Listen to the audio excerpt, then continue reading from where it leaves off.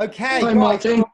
Well, today we have someone very special here, someone very dear to our hearts in the Unleashed family, and that is the lovely Ed Williams. Now, Ed, oh my goodness, mate, it's great to have you here on Club on Thursday morning.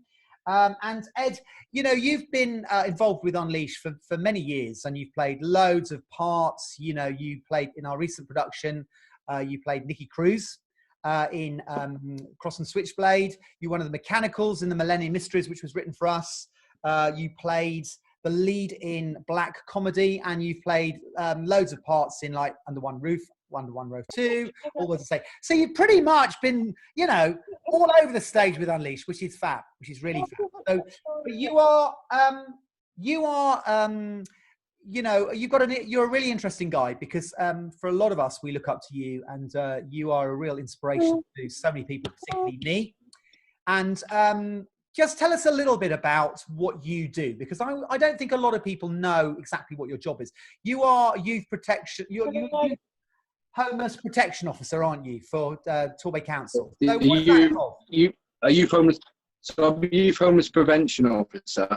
Okay. So I work somewhere halfway between housing and children's services, in preventing young people becoming homeless, 16 and 17-year-olds, and some 18-year-olds and care leavers, things like that, and working to identify whether or not the council owes them any duties, whether there's any help we can give them, and mainly doing a lot of work around mediating them and talking to their families and sitting down and you know and sorting out the differences between them and their parents. As many of us might know, teenagers aren't the best tenants. Yeah. and parents often find that and kind of move towards eviction, and that's what we do. We do a lot of work on that, as well as educating young people and other professionals around the difficulties that these young people might face, and doing our best to keep them safe. I mean, it's a really good job, isn't it? I mean, so you're actually preventing kids basically falling out with their parents to the point where actually it's become unresolvable and they end up on the streets. So, I mean, my goodness, you do an amazing job. But, I mean, you know, you've got such a lot of experience because before that you worked at Leonard Stocks, didn't you? I mean, you know, you've had other jobs in the council, but you've worked at Leonard Stocks as well. Do you want to just tell us a little bit about, you know, what you were doing before, you know, as a job before this present post? Well, I've got to be honest with you, Martin. One of the astounding things about my work is that I've done over the past few years. I literally come from a world of addiction and crime, and the first time I got on my knees and asked for a job, one literally came up within minutes, and I can't deny that. And I went into this job interview. Somebody said to me in the church community, he said, if God wants you to have a job, you put your feet up on the desk, turn up on your jeans and t-shirt, and you'll get it. So that's exactly what I did, and that's exactly why I got the job, because that's exactly what I did. Initially I worked in the commissioning team. I was seconded to them to talk to people, to go out talking to people, vulnerable people in the community, to find out what their views were on the changes that were happening to services about 10 years ago. After spending a couple of years there, it was a bit of a no-brainer. I felt really cool to go and work in the hostel. And I did a lot of outreach work with them, going out hunting down the homeless people on the streets and having coffee with them, which is you can make a lot of ground by sitting down with somebody and having a cup of coffee where they slept for the night, and they make a lot of the progress themselves. I've moved from there to a more specialised job in community safety, where I was identifying the most vulnerable and most chaotic people in society and coming alongside them and walking with them and identifying what needs to be done in their lives. If they needed that extra little step, I'd give them that extra little step. If they needed to avoid prison and come out into the community, then we'd work with the courts to achieve that. And then from there, I didn't really know where I literally came up at the right time again, and I didn't feel like I could do it. I felt like I was, way in above my head, and I probably was. And I found that just by going with that, I've really enjoyed it. and looking to where he's going to take me next. Really, it's been a bit of a journey, but it seems to have revolved around definitely a line that's been the same throughout every single job that that I've been blessed with, and that I've been able to be a blessing to the community. And I think alongside that, Unleashed has really been a key part in that for me, because I haven't walked away from all my old friends and all my old comrades, because they've all been the client group that I've been working with have been people that I identify with, and people that that know me, and alongside that I've had my own journey, my own my own progress in my recovery to go with.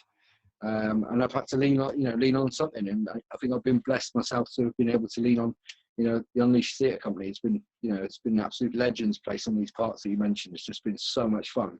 But it's behind the scenes where all that fun is, really. It's where, meeting with other people and, that like me, they're in recovery or Oh my on goodness. their way to recovery. They're all, an absolute reminder.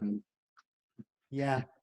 Well, mate, you have. I mean, just to be fair, you went slightly Dalek on us. We did like Star Wars a few weeks back. You went slightly sort of Dalek-y on us there with the older internet. But my goodness, you played the lead in Black Comedy. Weren't you brilliant in that? Yeah. My goodness, you were in the first Under One Roof as a singer and doing lots of drama. You were in Under One Roof too. Yeah. You were also one of the mechanicals in the Millennium Mysteries. And then, incredibly, you were just an unbelievable performer in the Crossing the Switchblade. So, I mean, you really are one of our lead guys. And my goodness, what a talent you are. But I mean, what is so fantastic, Ed, like you just said, is that obviously, you haven't forgotten your roots. And, the wonderful work that you do and that God's led you into, working with, preventing kids from becoming homeless. You yourself, 10 years ago, you were for 10 years out in the wilderness. How should we put it like that? I mean, do you want to just share a little bit about what that was and where you've come from? Yes, from school age, I kind of got in with the wrong crowd, which I don't always say. People call it the wrong crowd, but I don't call it the wrong crowd. I made some choices in my life that define my character, and I had a quite a well-known character within that community. And it's still a community, which I love, and I love still being able to work with and connect with. And I, never felt too distant from them. But yeah, I was, up to my neck in trouble, prison, and spending all my time running from the police, and tons of driving offences, working with some, really dangerous people around the country, and sometimes it's easy to regret a lot of things. But the more I look into that, the more I see that actually everything that happened contributes to what I do today, and everything I do today. None of it was wasted at all. There's seldom people that are ever sat in front of me where I can't say, I get where you're coming from. I don't necessarily understand what their experience is of it, but I certainly still, I'm still one of them. Do you know what I mean? I'll never forget the quarry that I'm chipped from, like you said. I'll never forget that. And I'll never be more than 2 inches away from it. And because, I think that's where I function. That's where I function best. And, would I go back to it? I don't think I would, because I think I can make more use out of that here, doing what I'm doing. Certainly managed to change a lot of people's perception of my character by changing my character. People say that I'm still the same person, and I vouch for that. I still very much am the same person that I was then. I'm just making different choices. Yeah. And my goodness, I mean, but you are a bit of an inspiration to a lot of people, Ed, because, I mean, I know you don't want to go into it, but you were involved with a lot of really dark stuff. And you described yourself for 10 years, you were like a career criminal, and we don't need to sort of focus on, what you got up to. But I think what is fantastic is, I know you as a really good mate, and I have to say, you've got such a massive heart for people who are struggling with addiction, people who are homeless, I know where that comes from. What was the very thing that brought you to a point of wanting to change your life? I think, there were lots of different points during my journey as a criminal, where, where something was looking out for me, and someone was looking out for me and really making that difference. There were times where, there was a moment, for instance, where the police took me back to a burning wreckage on the M5. And they looked at this car was, black and smoldered and small and all crunched up. And I'd walked away from that pretty much unscathed.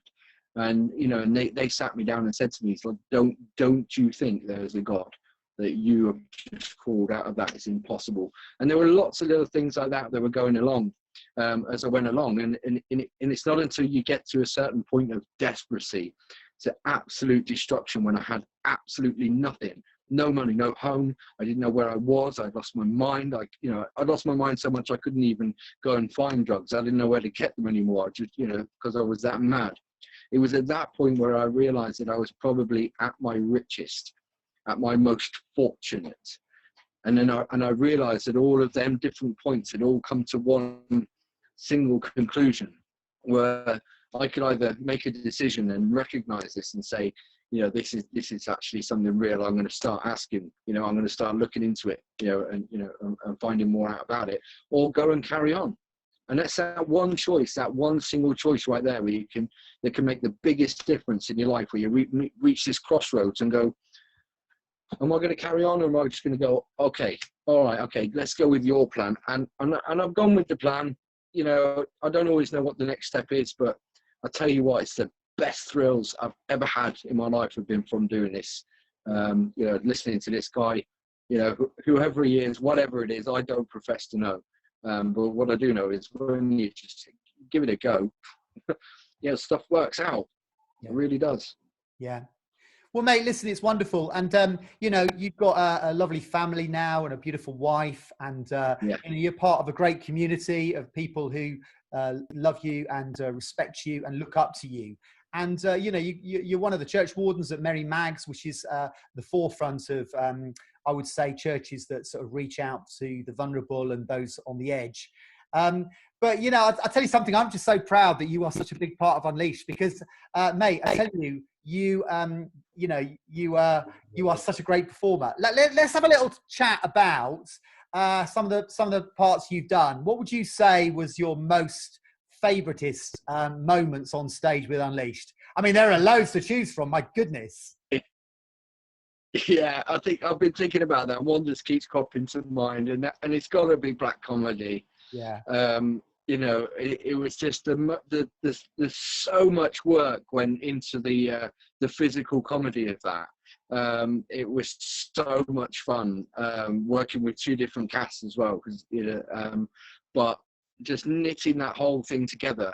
And it was done in an intimate theatre as well, which was kind of very close to the audience, and there was a lot of sacrifices, being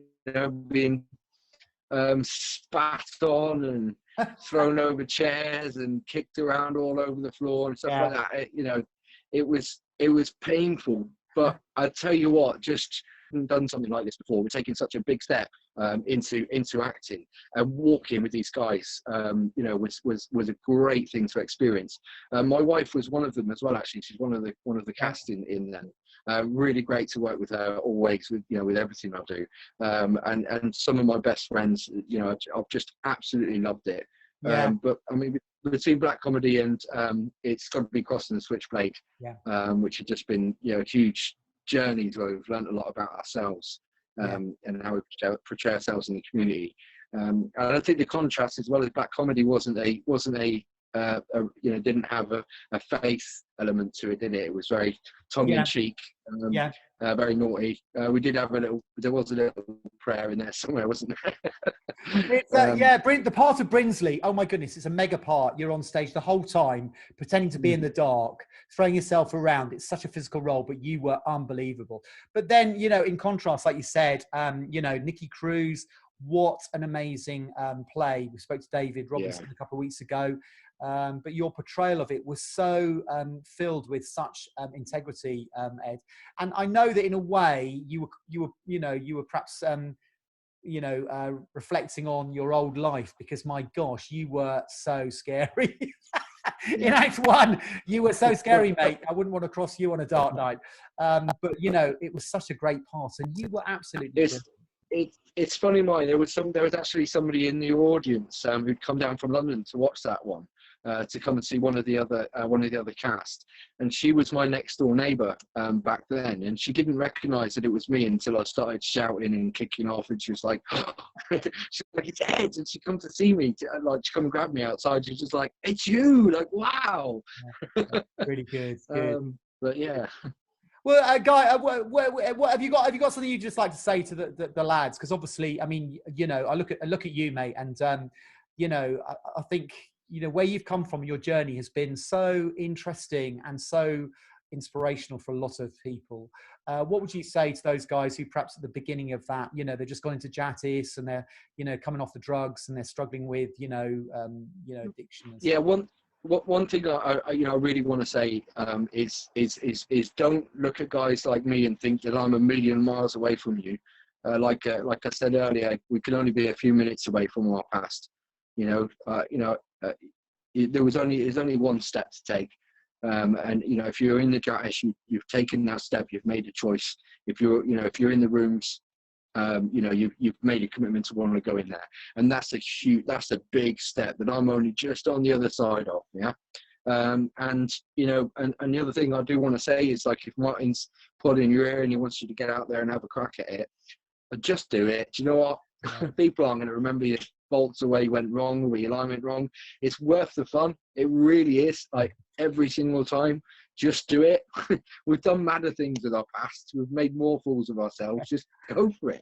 Back on it. You look back and you look back at a few shows on your shoulder and think, do you know what I mean? I've done this, and it's not the show; it's the people you've been there with. Totally. You know? Community. I think a lot of them get that message. Well, listen, Ed, thanks ever so much for joining us, mate. You are always such a joy to have around. You know, you're the sort of guy who, you know, it's just great to have around. And I just thank you for all that you've brought to Unleashed. All the experience, but also, you know, your wisdom and your care for, you know, guys around who are sort of on a similar journey. You know, you're a lovely, caring guy, and I'm just so grateful that we've got you in the Unleashed family. So thanks, mate. Really appreciate you. But we've all got to say that we love you too, Martin. You're the rock. I know they're thinking it. I know they're thinking it when they're watching this. Yeah, no, seriously. No, Martin, thank you, seriously, from all of us. I know I can speak for every one of us. We love you so much, and what you do is second to none. And you should be knighted, really, seriously. Oh, I've already been knighted by Alexa a few weeks ago. I